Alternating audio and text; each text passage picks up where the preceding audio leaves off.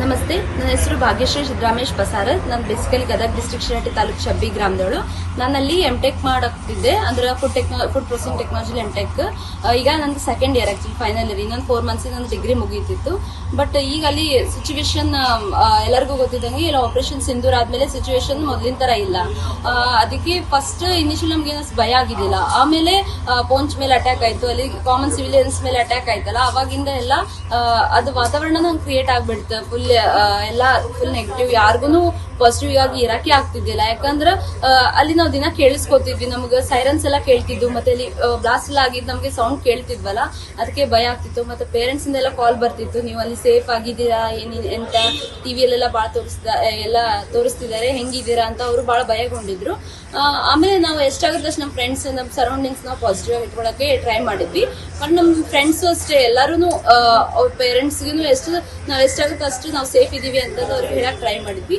ಆಮೇಲೆ ನಮ್ಗೆಲ್ಲ ನಿನ್ನೆ ಕಾಲೇಜಿಂದ ಜಮ್ಮುಗ್ ಬರಕ್ಕೆ ಅವ್ರ ಕಾಲೇಜ್ ನಮ್ BC ಸರ್ ಎಲ್ಲ ಹೆಲ್ಪ್ ಮಾಡಿದ್ರು ನಮ್ಗೆ ವಿತ್ ಸೆಕ್ಯೂರಿಟಿ. ನಾವು ಜಮ್ಮುಗ್ ಬಂದ್ವಿ.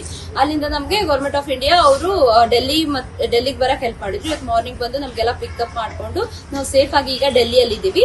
And me along with my 12 more friends from Karnataka, ನಾವು ಎಲ್ಲ ಕರ್ನಾಟಕ ಗೌರ್ಮೆಂಟ್, ಇಂಡಿಯಾ ಗೌರ್ಮೆಂಟ್ ಎಲ್ಲರಿಗೂ ಥ್ಯಾಂಕ್ಫುಲ್ ಆಗಿರ್ತೀವಿ. ಅಂಡ್ ಅಲಾಂಗ್ ವಿತ್ ನಮ್ಮ ಪೇರೆಂಟ್ಸ್ ಬಹಳ ಅವ್ರಿಗೆ ಥ್ಯಾಂಕ್ಸ್ ಹೇಳ್ತಾರೆ. Thank you. ನಿಮಗೆ ಕಾಲೇಜ್ ಕಡೆಯಿಂದಾನೇ ಡೈರೆಕ್ಷನ್ ಕೊಟ್ಟಿತ್ತ? ಈಗ ಕಾಲೇಜನ್ನ ಸಂಪೂರ್ಣವಾಗಿ ಬಂದ್ ಮಾಡ್ಲಾಗ್ತಿದೆ, ತಾತ್ಕಾಲಿಕವಾಗಿ ತಾವೆಲ್ಲರೂ ಕೂಡ ಸೇಫ್ ಆಗಿ ಊರಿಗೆ ಹೋಗಿ ಅಂತಾರೆ, ಅಥವಾ ತಾವೇ ಇಚ್ಛೆಯಿಂದಾಗಿ ಈಗ ಊರ್ ಕಡೆ ಬಂದಿರುವಂತದ ಹೇಗೆ ಸರ್? ಅಂದ್ರೆ ಮೊನ್ನೆವರೆಗೂ ಏನೋ ನೋಟಿಸ್ ಬಂದಿದ್ದಿಲ್ಲ ನಮಗೆ, ಕಾಲೇಜ್ ಬಂದ್ ಆಗುತ್ತೆ ಹೋಗ್ರಿ ಹಾಲಿಡೇಸ್ ಅಂತಂದ.